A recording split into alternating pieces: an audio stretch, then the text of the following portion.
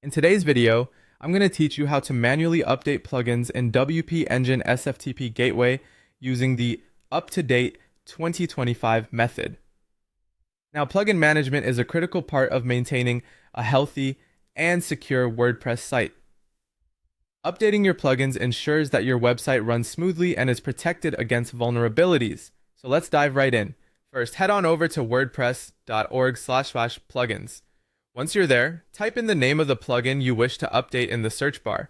After locating the correct plugin, you'll want to click the download button to get the latest .zip file. Make sure you store this file somewhere easily accessible because we'll be coming back to it soon.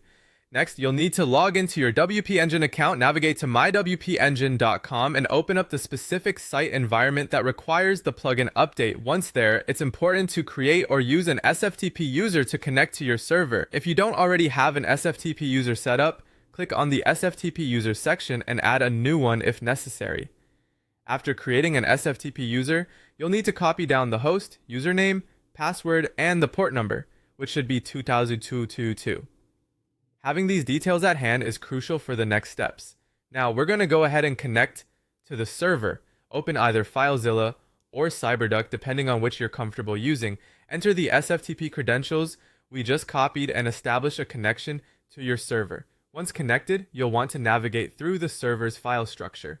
Head into the WP content/plugins/directory, as this is where your plugin files reside.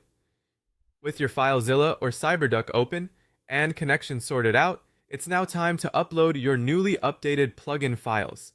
Unzip the file you previously downloaded from wordpress.org, then simply drag and drop the unzipped plugin folder into the SFTP window under the WP content plugins/directory.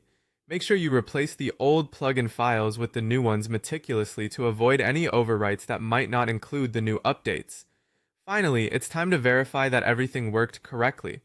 Go back to your WordPress dashboard and check whether the plugin version reflects the latest update.